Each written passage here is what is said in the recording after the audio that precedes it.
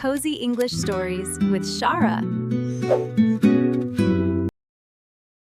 Welcome everyone. We are just so thrilled to have you joining us today for this exploration. Yeah, really glad you're here with us. I want to start by asking you to picture a very specific and probably very familiar scenario. It's Friday afternoon.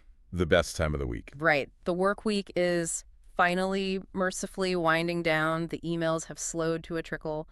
And you are looking at a completely free, wide-open weekend stretching out right in front of you. It's a great feeling. No mandatory meetings, no tight deadlines looming over your head. Exactly. No familial obligations you have to rush off to. The time is entirely yours.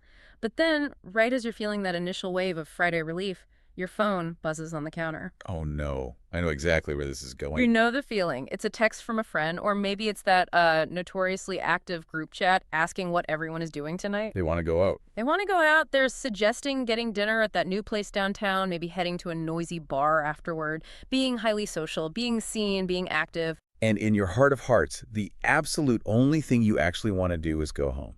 Yes, you want to put on your absolute most comfortable clothes, physically shut the door to the outside world, and just be quiet. Just exist in silence. But almost instantly, before your thumbs even hover over the keyboard to type a reply, a heavy, sinking feeling sets in. It's a very specific brand of guilt, isn't it? It really is. You feel acutely guilty for having a perfectly free weekend, but secretly just wanting to stay within the four walls of your own home. You start thinking, I should go out, I should be social. Am I wasting my weekend if I just sit here? Right. If you have ever felt that exact tension, that highly specific tug of war between what your body wants and what your brain tells you we're supposed to be doing, you are exactly where you need to be today. It is such a remarkably universal experience. That friction between what our physical and mental systems are begging for and what we feel society dictates we, quote-unquote, ought to be doing with our free time. Today, we're going to look closely at some incredible source material that tackles this exact emotional friction head-on.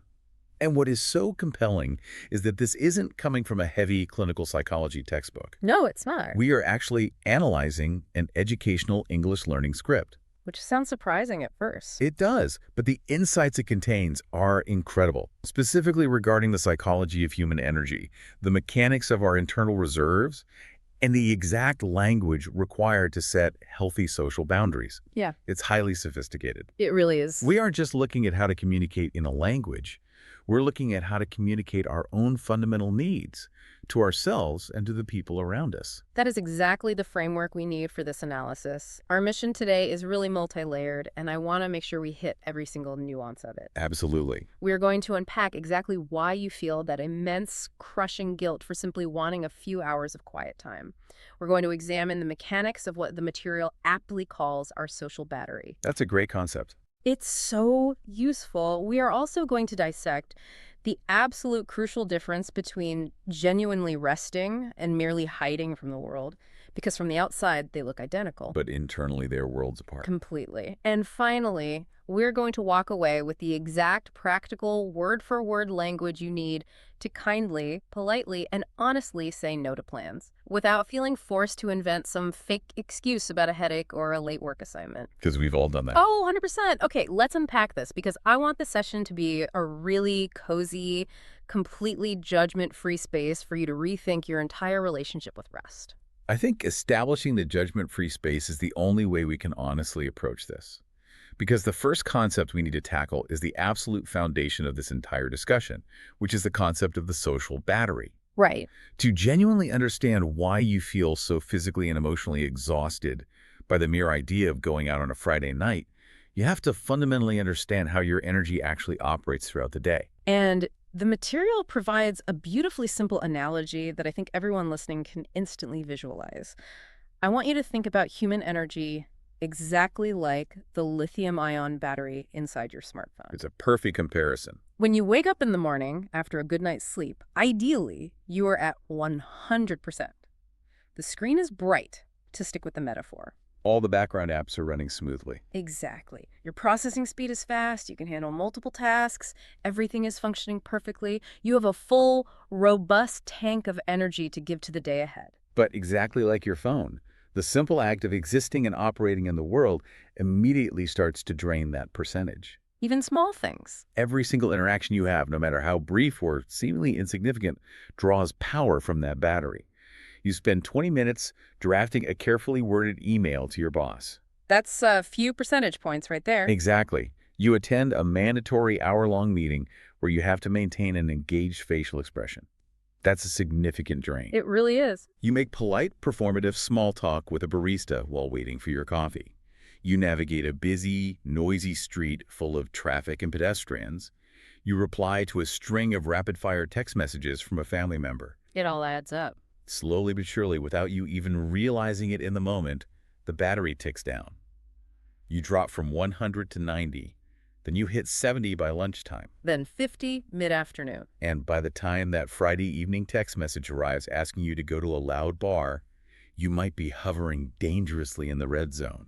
Your internal low battery warning is aggressively flashing. I love that you brought up the low battery warning, because what is so wild to me is how entirely differently we treat our devices compared to how we treat ourselves. Oh, it's night and day. If your physical smartphone hits 5%, you don't stare at the screen and say, "You lazy piece of technology, why can't you just keep playing this high-definition video?" Right, you should be working harder. Stop being so antisocial, phone. No, you immediately enter a state of mild panic and frantically search your bag for a charging cable. You accommodate the device's need for power without a second thought. But when our own internal social battery hits 5%, we judge ourselves with such incredible harshness. We really do. What's fascinating here is the underlying societal expectation that drives that harsh judgment. Why do we feel such immense, almost moral guilt for simply needing to plug ourselves into the wall, so to speak? That's the big question. We have to recognize that society often heavily equates staying home, especially on a weekend, which is culturally designated as free time, with being antisocial, being boring, or just outright being lazy. Yeah, the stigma is real. There is a deeply ingrained, pervasive cultural narrative that insists a good life, a successful and vibrant life, is an active, highly visible, highly social one.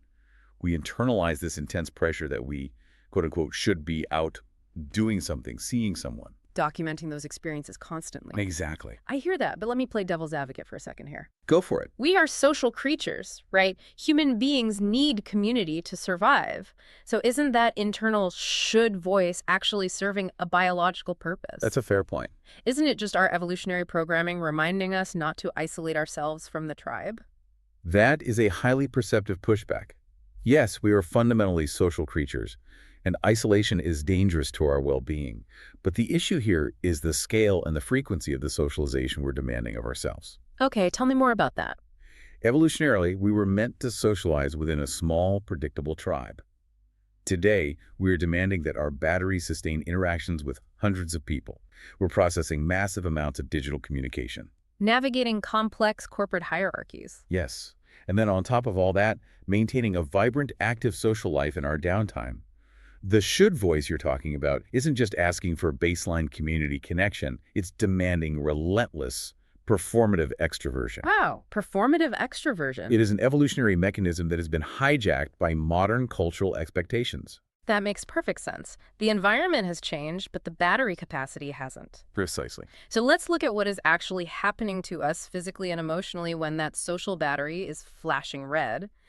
The material describes these symptoms so clearly, and I think naming them is incredibly validating.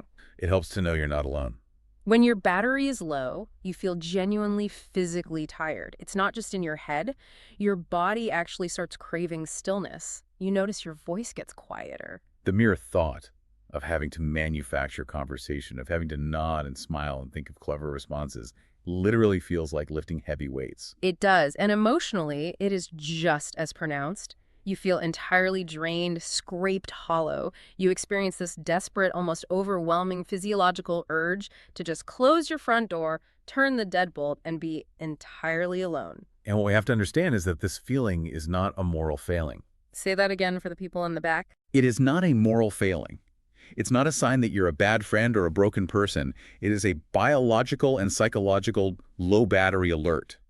It's your body communicating a very basic, non-negotiable need. And if we return to that smartphone analogy, you cannot keep using a device that has zero power. It forcibly shuts down, the screen goes black. Exactly. For human beings, trying to push through an entirely depleted social battery leads to severe consequences. It leads to burnout, to snapping at people we love, to deep irritability. And to a pervasive feeling of being completely disconnected from our own lives, we have to plug in. There is no alternative. You cannot out-willpower a depleted battery. You have to actively engage in the recharging process. So true. So let's talk about what plugging in actually looks like in practice. Because the source material gives us these lovely, vivid, very grounded examples of what acts as the literal charger for a depleted human. I love these examples. It is usually those quiet, deliberately comfortable tasks. Things like sitting in a silent room and reading a physical book where you don't have to respond to the author. Making a warm cup of tea and just sitting there holding the mug, feeling the warmth against your palms. Simply sitting by a window and watching the outside world. Watching the rain or the traffic go by without having any obligation to participate in it. Moving slowly from room to room. These aren't just pleasant, frivolous activities. They are deeply functional. They are the exact mechanical process by which your internal battery goes from 10% back up to 80 or 90%. Framing it as a functional mechanism is so incredibly empowering. When you consciously choose to stay home on a Friday night and read a book on your sofa, you are not failing to be social. You're not missing out. Right. You are actively performing necessary maintenance on your energy reserves. You are executing a vital restorative function. Performing maintenance. I think we all need to start using that exact phrase. Sorry, I can't come to the dinner party tonight. I'm performing scheduled maintenance on my energy reserves. I love that. It sounds so official and undeniable. But this brings us to a really crucial realization about how different people drain and charge those batteries. We all know the standard definitions of introverts and extroverts. Sure. But what's truly insightful in the material we are reviewing is that it throws away the standard behavioral traits completely and asks us to look at these labels strictly as energy economics. It's an operating system, not a personality flaw. Exactly. We need to discard the outdated stereotypes. Usually when people hear the word introvert, they immediately picture someone who is socially anxious, terribly shy, timid, or afraid of public speaking. And when they hear extrovert, they picture someone who is loud, aggressively outgoing, constantly talking, and needs to be the center of attention. But the framework we are looking at clarifies that these terms actually have absolutely nothing to do with shyness, confidence, or social skill. Not at all. There are incredibly confident introverts who are brilliant public speakers, and there are incredibly shy extroverts. It is entirely 100% about energy dynamics. It is simply a matter of how your specific internal hardware handles power distribution. Let's break down that hardware. An introvert, according to this energy-based definition, is someone who gathers their energy from quiet, solitary time. Right. It is not that they dislike people or that they hate going to parties or that they can't be wonderfully charming and social.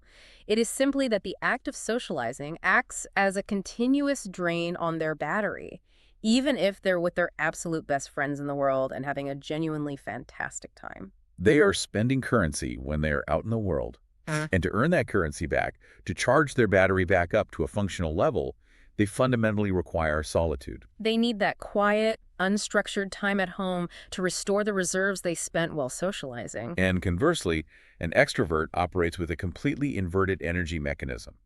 An extrovert actually generates energy from being in the presence of other people. It's fascinating. For them, walking into a crowded room, engaging in a lively, rapid-fire conversation, or being in a bustling, high-stimulus environment. That is their charging cable. Yes. If an extrovert is left entirely alone in a quiet, empty house for too long, their battery actually begins to steadily drain. They start to feel flat, lethargic, uninspired, and disconnected. They literally need the kinetic energy of social interaction to feel fully powered up and operational.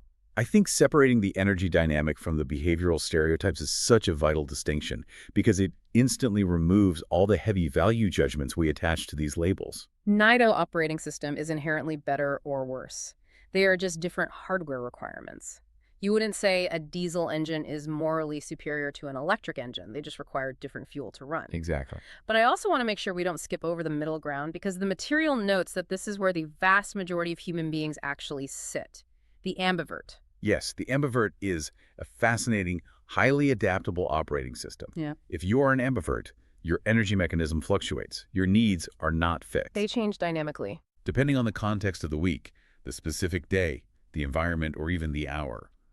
There are times when you feel an intense, driving need to be surrounded by a large group of friends, and that chaotic environment actually charges you up and makes you feel alive. But then, perhaps after a particularly grueling week of high-stakes meetings and constant communication, the very thought of attending a dinner party makes you want to weep. And you desperately need to adopt an introverted operating system for the weekend just to survive. Your battery's charging requirements are entirely contextual. Here's where it gets really interesting, especially for all of us trying to navigate these fluctuating needs in our hyper-connected modern world. When you think about why this guilt we're discussing is so incredibly heavy right now, heavier perhaps than it was 30 years ago, you have to look at the digital environment we exist in. Oh, absolutely. Social media plays a massive, distorting role in our understanding of these energy needs. Think about the reality of your Friday night. You are sitting on your couch, you are tired, you have decided to stay in. You innocently open your phone, and instantly, the algorithms start feeding you a relentless stream of images and short-form videos of people going out. You see them clinking expensive cocktails, dancing in crowded venues, laughing hysterically in large groups. Looking perfectly styled and endlessly energetic, you are being force-fed a highly curated highlight reel of exclusively high-energy, extroverted activities. And the psychological impact of that constant feed cannot be overstated. It creates a completely false manufactured reality. It establishes a baseline cultural expectation that normal, successful adult behavior consists of constant, frictionless socialization. Right. When you are sitting in your living room wearing your oldest sweatpants, holding a lukewarm cup of chamomile tea, and you are staring into a glowing rectangle showing you a never-ending global party, the contrast is incredibly jarring. It is a direct trigger for the exact guilt we opened the discussion with. You look at your quiet living room, then you look at the screen, and your brain screams, I am doing life incorrectly. I am doing life incorrectly. That is exactly the internal monologue. You feel this profound sense of missing out. You feel like everyone else has this endless reservoir of energy that you somehow lack. But the material we are reviewing makes such a sharp, humorous, and incredibly necessary observation about this dynamic. Nobody is posting photos of themselves in their worn-out pajamas, looking exhausted, silently reading a paperback on the sofa with a messy bun. No one. People do not document their recharging phases. They only document their spending phases. It's a brilliant framing. We only ever see the spending, we never see the saving. And yet, biologically speaking, every single person posting those glamorous, high-energy party photos has nights where they inevitably crash, put on those exact same pajamas, and blankly stare at a wall for an hour. Because human beings, regardless of whether they're introverts, extroverts, or ambiverts, simply cannot operate at an energy deficit indefinitely. The system will crash.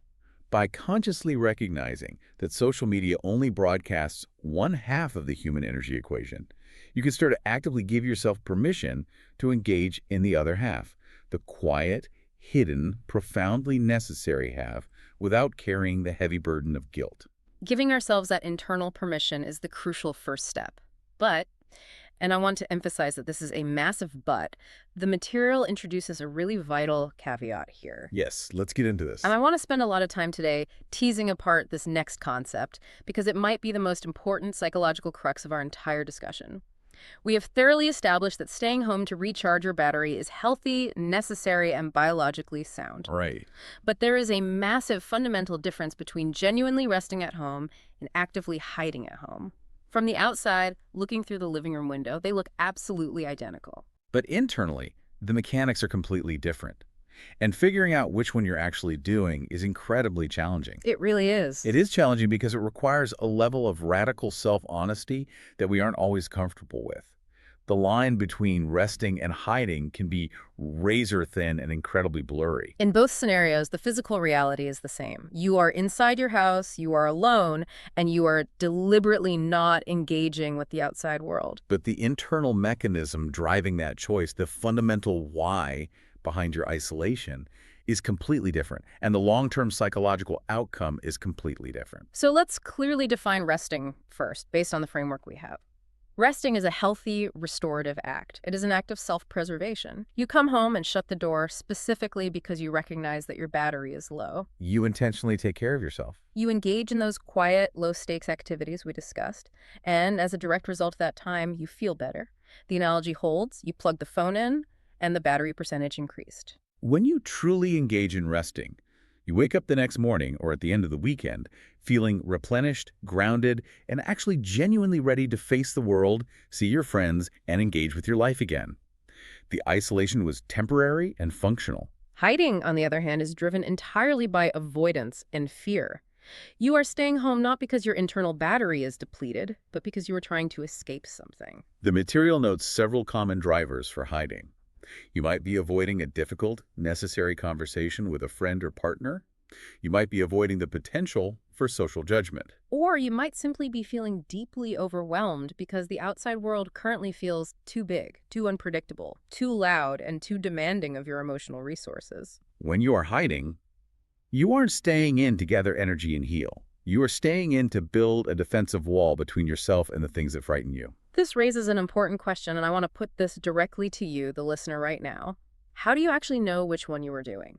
It's the multi-million-dollar question. When you send that text to cancel Friday night plans and you sink onto your couch, how do you know if you are performing necessary, healthy self-care, or if you are quietly letting anxiety and fear dictate the boundaries of your life?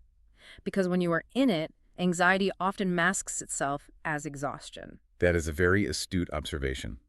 Anxiety loves to disguise itself as fatigue to justify avoidance. To cut through that deception, the material provides a truly brilliant, elegant litmus test. I love this part. It is a single golden rule. One question you must ask yourself. After spending a day or a weekend at home, do you feel better or worse? Do you feel better or worse? It seems almost too simple on the surface, doesn't it? But when you really apply it, it is deeply revealing. Let's really look at the mechanics of that question. Yeah. If you spend your entire weekend at home engaging with no one, and by Sunday evening you feel a sense of calm, your mental fog is cleared, your physical body feels relaxed, and you feel a gentle, manageable readiness for Monday morning. You were resting? You successfully plugged in and charged the battery. The system worked. Conversely, if you spend that exact same weekend at home, doing the exact same physical activities on the couch, but by Sunday evening you actually feel significantly worse. If your internal state is more anxious, if you feel a deep sense of isolation, if you feel intensely lonely or increasingly disconnected from reality and the people you care about, then you are not resting, you are hiding. your battery didn't charge at all. In fact, the sustained low-grade anxiety of active avoidance probably drained it even further into the red. The material uses an incredibly powerful, almost chilling analogy to describe the long-term effects of hiding. It calls it the shrinking world. Yes. When you are hiding, every single day that you successfully avoid engaging with the outside world, that outside world becomes just a little bit scarier and more intimidating in your mind. It compares social engagement to a physical muscle. If you decide to sit in a chair and literally stop walking for a month, the physical muscles in your legs will begin to atrophy and weaken. Eventually, the simple idea of standing up and walking even a few steps feels monumentally difficult and painful. And the social and emotional muscle works in the exact same way. Avoidance is a self-replicating cycle. It breeds more avoidance. If you yield to the anxiety and hide at home for an entire week, the prospect of going out the following week will feel twice as terrifying. The world outside your front door begins to take on this monumental, threatening quality. It is a form of agoraphobia-light. Resting as an active process restores your capacity and desire to engage with the world. Hiding slowly, methodically, shrinks your world until the only place that feels psychologically safe is your living room sofa. Let me pause you there because I think a listener might be struggling with this distinction. If I am listening to this and I realize with a sinking feeling that I haven't been resting for the past month, but rather I've been hiding. What do I do? Right. I can't just suddenly force myself to go to a massive, loud party to break the cycle, right? That sounds like a recipe for a panic attack. You are absolutely right. You do not cure hiding with a massive shock to the system. The realization itself is the most powerful tool. It's about developing that acute self-awareness. If you recognize, I am hiding, this isolation is making me feel worse, my world is shrinking, the antidote is tiny, manageable exposures. It might mean acknowledging the anxiety and deciding, I am not going to the loud bar tonight, but I am going to walk around the block for 10 minutes. Mm. Or I'm going to invite one trusted friend over for a cup of coffee. You slowly start stretching that social muscle again in a safe, controlled way. Okay, that makes it feel much more achievable. So let's assume you have done the internal work. You have checked in with yourself, and you have realized, okay, my battery is genuinely at 5%. I am not anxious. I am not hiding. I truly biologically need to rest. You've made the healthy, necessary decision to stay home. But your phone is still ringing. Your friend is still waiting for a response to that Friday night text. Huh. Now we face the immense practical hurdle of how to actually execute this boundary in the real world. Because we don't live in a vacuum. We exist in a web of relationships with friends, family, and colleagues who genuinely want our time and attention. And this is where the theoretical meets the practical. You have the self-awareness, but how do you communicate it? Yeah. How do you practically apply this knowledge and actually say no? Because for so many of us, the immediate panic-induced response to an invitation we don't want to accept is to lie. We reflexively make up a fake excuse. We say, oh, I'm so sorry, I actually have to log back on and work late tonight, or I'm really not feeling well, I think I have a migraine coming on, or I already promised my mom I'd go over to her house. We weave these complex webs of deception simply because we fundamentally believe that the truth, I am tired and I just want to sit on my couch, is not a socially valid enough reason to reject an invitation. We feel like we need a doctor's note to get out of a dinner party. But the material we are reviewing today, which, remember, is explicitly designed to teach effective, highly functional English communication, argues incredibly strongly against using the fake excuse. It offers us a toolkit of 5 specific, highly effective, polite sources to kindly cancel plans or say no, while simultaneously honoring our own need to recharge. I want to go through these meticulously because the actual vocabulary we choose to use profoundly shapes how we feel about our own boundaries. It absolutely does. Language constructs our reality. Let's look at the exact language provided. Yeah. The first phrase the material suggests is remarkably, almost jarringly simple. I need a quiet day. I hear that, and I like the simplicity, but let me play the role of the anxious listener here, saying, I need a quiet day. Sounds great in theory, but what if your friend is highly sensitive? What if they are an extrovert who takes rejection personally? That's a valid concern. Doesn't a stark phrase like, I need a quiet day, risk them thinking, oh, she thinks I'm too loud, or he doesn't want to be around me? How do we navigate that potential friction? That is a very common fear, the fear of misinterpretation. But let's look at the actual mechanics of the phrase, I need a quiet day.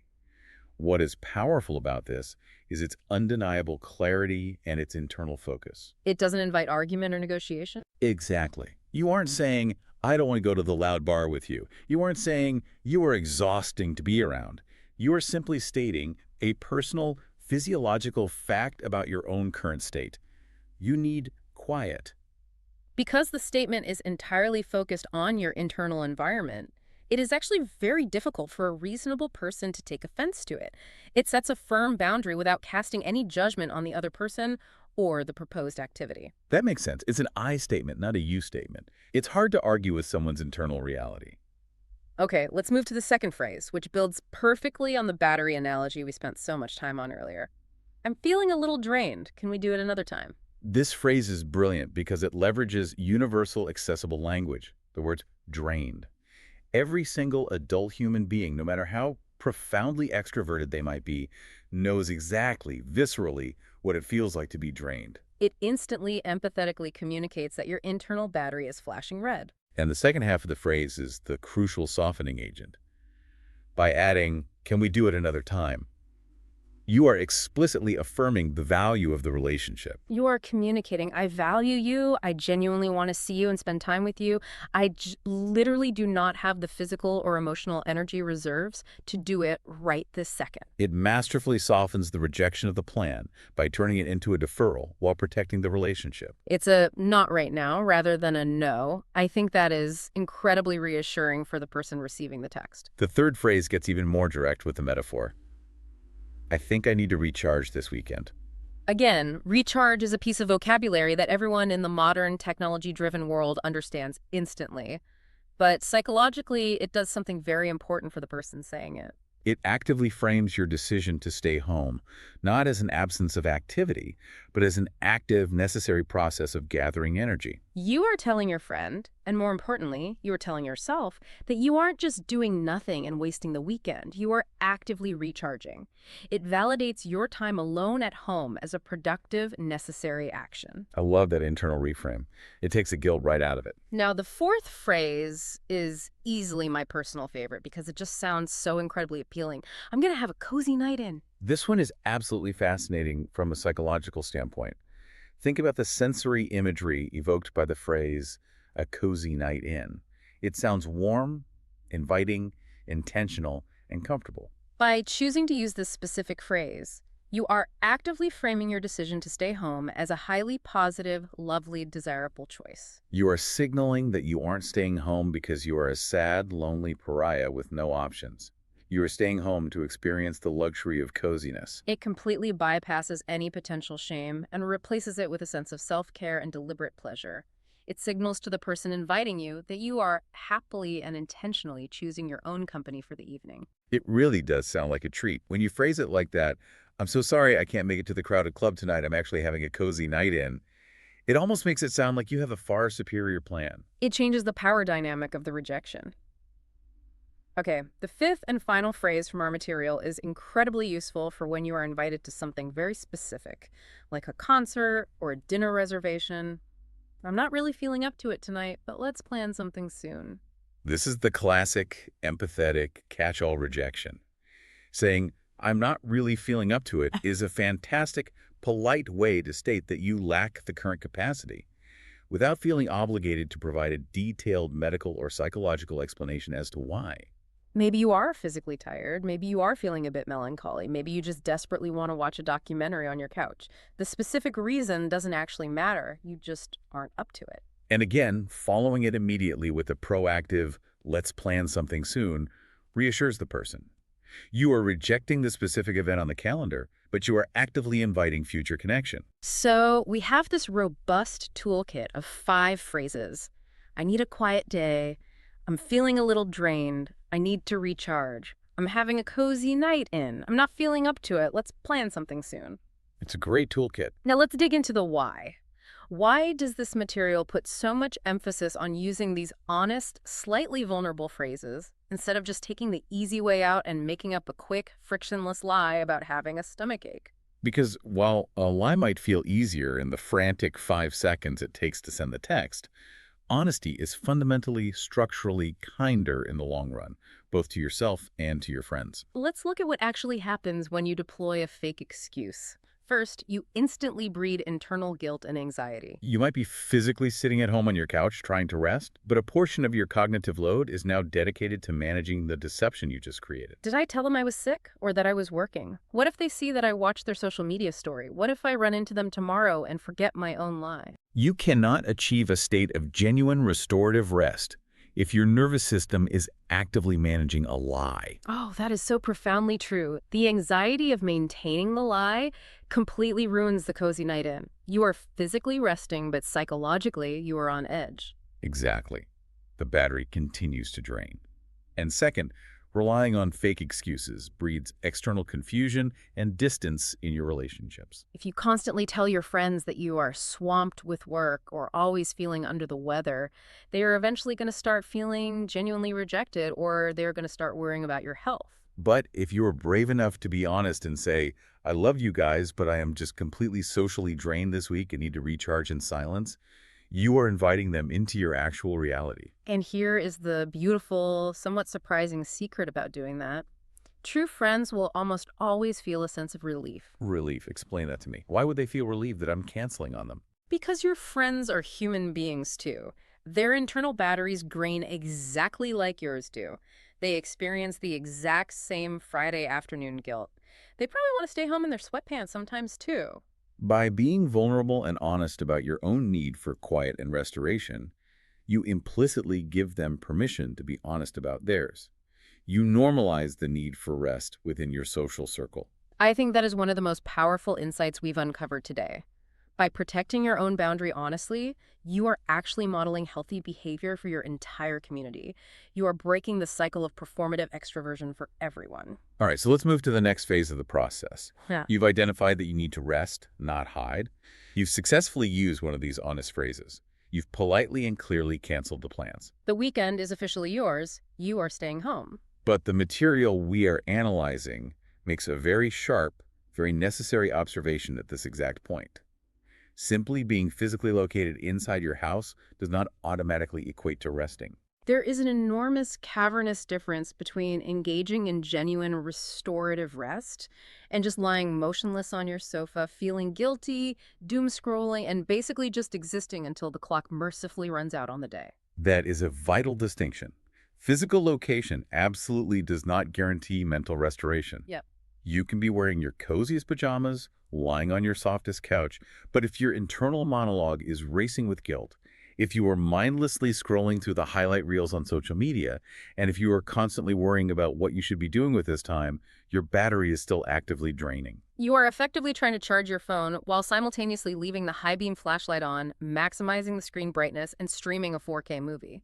The charger cannot outpace the drain. It is an exercise in futility. And I think we have all experienced that exact scenario. You spend Sunday on the couch and wake up on Monday feeling like you ran a marathon. To counter this very common trap, the material provides a very deliberate, actionable, four-step guide on how to actually rest.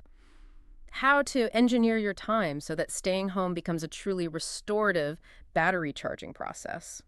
Let's walk through these 4 steps in detail because they are absolute game changers. Step 1, decide to be home. This is a crucial foundational mental shift. So often, we end up staying home merely by default. We stay home because plans fell through or because we finally pushed ourselves to the point of absolute physical collapse. And we spend the entire time feeling vaguely resentful or guilty about our lack of activity. Deciding to be home means consciously moving from a passive victim of circumstance mindset to an active, intentional one. You have to actively, verbally tell yourself, I am deliberately choosing to be here right now. This is my stated plan for the evening. When you make it a conscious, asserted choice, the entire paradigm shifts. You aren't failing to go out. You are actively succeeding at resting. You take ownership of the quiet time, which strips away the passive guilt. Succeeding at resting. I need to write that on a Post-it note and put it on my bathroom mirror. It completely changes the definition of success for the day. Okay, step 2. Do one small thing that brings joy. Right, because true, restorative rest is rarely just lying totally motionless, staring blankly at the ceiling. Though, to be fair, sometimes we are so depleted that we do genuinely need an hour of that. But usually, functional rest involves gentle, low-stakes, low-friction engagement. The material suggests activities like cooking a simple, comforting meal that you actually enjoy the process of making, taking an excessively long, hot shower, going for a slow, aimless walk around your neighborhood, writing a stream of consciousness in a journal, or sketching. The critical element is that it must be an active choice that brings a tiny spark of genuine joy or groundedness, rather than just passively numbing your brain. Sitting and staring at 8 straight hours of reality television might feel like you are doing nothing.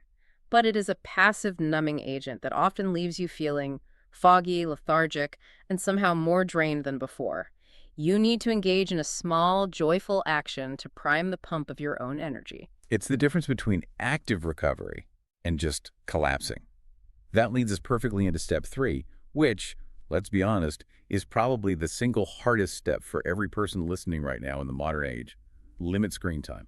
The material uses a brilliant, highly evocative analogy here to drive this point home. Endlessly doom-scrolling through social media feeds or rapidly consuming anxiety-inducing news cycles while you are purportedly trying to rest your brain is exactly like trying to sleep with the lights intensely glaring in your eyes. Your physical body might be perfectly still on the couch, but your cognitive system is being relentlessly bombarded. It is processing hundreds of pieces of microinformation per minute, navigating highly charged emotional content, and constantly comparing your reality to the curated highlight reels of acquaintances. It is a deafening amount of cognitive noise. If you genuinely want your social battery to recharge, you have to find a way to turn off that noise. Wait, if resting is charging the battery, but scrolling social media keeps the flashlight on, that means true resting actually requires a degree of boredom. And I think that is exactly what terrifies people. We are so unaccustomed to being understimulated that the moment we put the phone down, the silence feels deafening and the anxiety spikes. We use the screen time to numb the discomfort of sitting with ourselves. That is a profound insight. Yes, true rest often requires passing through a brief, uncomfortable phase of boredom or restlessness. We use our screens as pacifiers to avoid that transition. But you have to push through it. You have to physically place the phone in another room out of arm's reach to allow your nervous system to actually gear down and begin the charging process. It's hard work, ironically, to truly rest. Finally, we reach step 4, which is really the culmination of the entire emotional process we've been discussing. Let yourself enjoy it without guilt. This is the ultimate internal battleground. You have made the intentional decision to stay home. You have engaged in a small joy, like making a cup of tea. You have successfully exiled your phone to the kitchen counter. You are doing everything right. And then, inevitably, that persistent little voice in the back of your head starts whispering, "You are wasting your fleeting life. You aren't being productive right now. You are being lazy. Everyone else is out achieving things." Step 4 is the active, conscious practice of silencing that voice. It requires continually reminding yourself, sometimes minute by minute, that taking care of your foundational energy is not a waste of time. It is the most productive thing you can do. So what does this all mean? When we zoom out and look at all of this, the battery, the boundaries, the steps to rest, what does this all fundamentally mean for how we live our lives? The material offers this ultimate reframe, and it is honestly profound. Since the Industrial Revolution, and certainly in modern corporate culture, we have been aggressively taught that rest is the direct opposite of productivity. We view them as mortal enemies on a spectrum. But the absolute truth is that rest is the vital soil that makes productivity possible. It is what makes patience with your children possible. It is what makes kindness to your partner, creative problem solving at work, and genuine connection with your friends possible. You simply cannot be a good friend, a highly functional worker, or a creative, engaged human being if your internal battery is perpetually hovering at 2%. Rest is not the enemy of your goals. Rest is the fundamental prerequisite for everything else you want to accomplish in this life. Exactly. We desperately need to stop viewing rest as a rare, decadent reward that we only earn after we have completely exhausted and broken ourselves, and start viewing it as the baseline essential maintenance required to function as a healthy human being. To really drive this concept home and ground it in reality, the material shares a highly specific, very relatable, real-world story. I want to show the details of this journey with you because it perfectly illustrates the dangerous cycle of depletion and the power of the recovery process we've been outlining. It's a great example. The story details a period in someone's life where their schedule became completely unsustainably packed. Every single day of the week, every single weekend was accounted for. There were back-to-back work lunches, post-work networking dinners, weekend social events, birthdays, obligations. They were always out, always highly engaged, always on. And it is important to note that on paper, or if you were looking at this person's social media feed, this looks like the blueprint of a wildly successful, enviable, vibrant life. They look like they're winning at life. Right. The external optics were perfect, but internally, the reality was entirely different. What this person actually experienced was a steadily growing, terrifying sense of feeling entirely empty. Despite being physically surrounded by people constantly, they felt profoundly isolated and hollowed out. And the worst, most tragic part of the story, they felt intensely, brutally guilty about feeling empty. Their internal monologue was torturing them. They thought, I have all these great friends, I'm doing all these supposedly fun things, I'm so lucky, why do I feel so exhausted, numb, and sad? What is fundamentally wrong with me? They were pushing their social battery far, far past zero, running purely on anxious fumes and judging themselves mercilessly for their inevitable systemic breakdown. It is a textbook, classic description of severe social and emotional burnout. The internal low battery warning lights were flashing blindingly bright, the alarms were sounding, but the person was aggressively ignoring them, desperately trying to outrun their own biological physiology through sheer willpower. And as we discussed earlier, you cannot out-willpower a depleted battery. The crash was inevitable, but then came the turning point. One weekend, this person finally hit a wall they could not climb over. They were forced to make the incredibly difficult, highly intentional choice to cancel every single one of their meticulously made plans. They set the texts, they stayed home. And what did they do at that time? The specific details of the anecdote matter immensely here. They did not lie in bed doom scrolling. They went into their kitchen and made a simple pot of soup. They sat down and read a physical book. They sat quietly by the window and simply watched the rain fall outside. They perfectly executed the steps we just outlined. They engaged in those small, low-stakes, joyful sensory activities. They were chopping vegetables, feeling the warmth of the stove, listening to the rhythm of the rain. They weren't hiding from the world in terror.